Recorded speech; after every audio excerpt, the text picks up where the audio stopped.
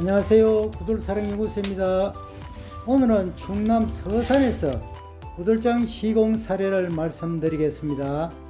이곳의 건축 형태는 ALC 주택으로 구들 평수는 3평 조금 넘는 평수이며 본체와 분리된 황토방이 되겠습니다.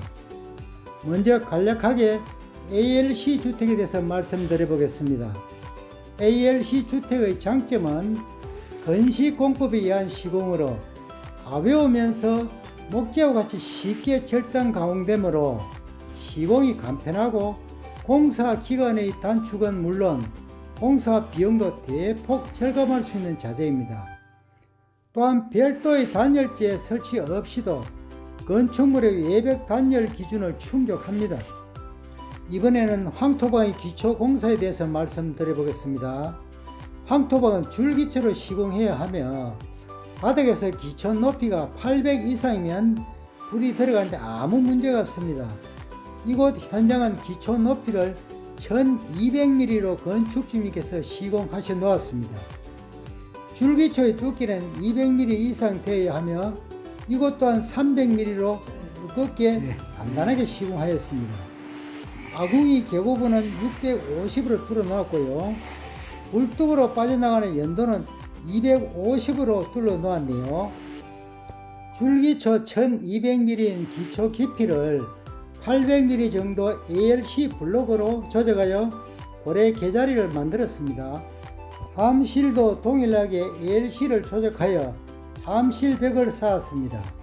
고래 개자리 뚝과 함실벽을 쌓고 난 후에는 고래 바닥을 석분으로 대매우게 하여 경사지게 수평 고르기를 하였습니다. 수평 고르기를 하고 난 후에는 석분에 물을 뿌려가면서 석분 다짐을 수차례 반복하면서 다짐을 하여야 석분이 돌덩이처럼 단단히 잘 다져집니다. 이번에는 식은암 쌓기를 진행하였습니다. 식은암을 쌓기 전에 방의 크기와 며칠 동안 따스한 구들방을 만들 것이냐에 따라 식은암의 높이를 정합니다. 아래목과 윗목의 식은암 높이가 정해지면 먹줄로 식은암을 표시합니다. 표시된 먹줄을 따라 식은암 조작을 하여야 일의 진행이 수월합니다. 함실 만들기도 좁고 긴 방이냐 넓고 큰 방이냐, 함실이 방 가운데 위치하느냐 아니면 좌우로 치우친 함실 아궁이냐에 따라 함실의 크기도 달리하여야 합니다. 또한 부뚜막 아궁이로 시공하느냐 아니면 난방 전용 함실 아궁이로 하느냐에 따라 함실의 크기와 길이를 달리하여야 합니다. 통상적으로 함실의 길이는 함실 아궁이는 1m 이상, 부뚜막 아궁이는 1m 이내가 적합합니다. 함실 만들 때 중요한 부분은 함실 바닥의 경사도와 함실에서 불이 넘어가는 분음이를 어떻게 뚫느냐에 따라 불이 잘 빨려 들어가냐를 판가름합니다. 구들은 다양한 경험이 바탕이 되어야 좋은 구들을 놓을 수 있다고 저는 봅니다. 고래 바닥 다짐이 끝나고 하루가 지난 후에 이번에는 고인돌 쌓기를 진행하였습니다. 구들장 받침대인 고인돌 높이가 높고 낮음에 따라 장작 수모량과 방이 되어지는 시간, 방이 식는 시간이 달라집니다. 또한 장작 소모량도 차이가 나지요. 예를 들어 거실의 천장이 높을 때와 낮을 때 거실에 되어지는 난방비를 생각하시면 쉽게 이해가 됩니다. 통상적으로 2 내지 300mm가 적합하지요. 간혹 일하러 가서 보면 건축주님께서 250mm면 너무 낮지 않느냐고 하시는 경우가 있습니다. 왜냐하면 고래 속 재가 차서 고래가 막히지 않냐고 걱정하는 마음에서 말씀을 하시는 것 같습니다. 옛날에는 볏짚이나 깔비를 많이 떼서 막힘이 생기지만 요즘에는요 장작 위주로 떼기 때문에 막히는 경우가 없습니다. 이번에는 고래 속 불패기를 하였습니다.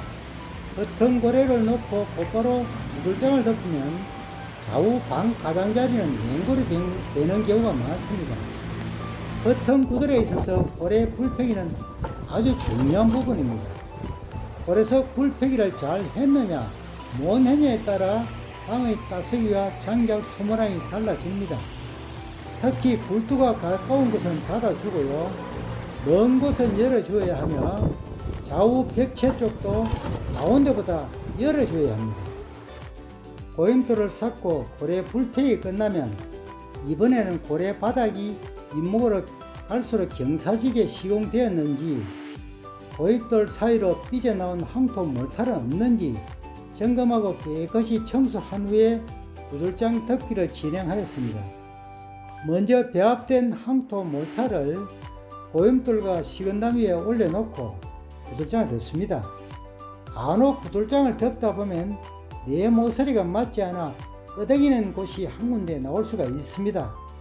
이때는 다시 구들장을 꺼내어 낮은 고임돌 위에 적당한 높이의 자갈이나 벽돌을 깨가지고 밑에 놓고 그 위에 황토 몰타를 조금 다시 올려놓은 다음에 구들장을 덮으면 구들장이 노는 경우가 없습니다. 이번에는 드라이 비트 메쉬를 깔고 황토 몰탈로 구들장 위를 면바르기를 하였습니다. 구들장 수리하러 가서 보면 간혹 거미줄 치기 또는 새침을 하지 않고 곧바로 황토 흙을 깔고 황토 몰탈로 미장했는 경우와 방 전체를 시멘트 몰탈로 미장했는 경우를 접하게 됩니다. 가능하면 불련 소재인 드라이 비트 메쉬를 깔고 거미줄 치기를 하면요 연기 잡는 데 도움이 됩니다. 특히 방 가장자리 거미줄 치기를 잘해야 방 안으로 연기가 새는 것을 방지할 수가 있습니다. 방바닥 미장하기 전에 먼저 거미줄 사이로 연기가 새는지 불을 떼서 확인 작업을 하였습니다. 여기서 잠깐 장작에 대해서 말씀드려 보겠습니다.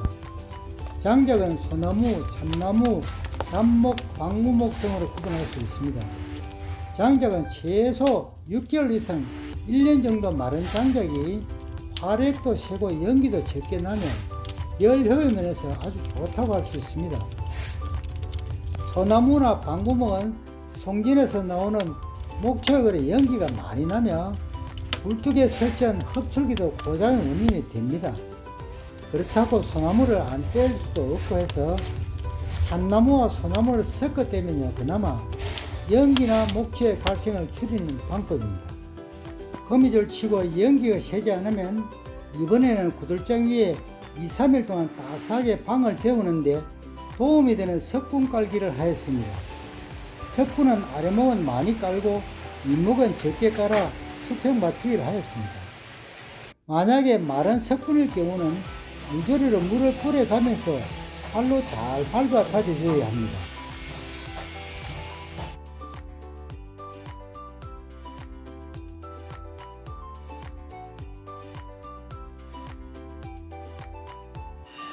방바닥 초벌 미장용 황토 몰타를 배합하였습니다.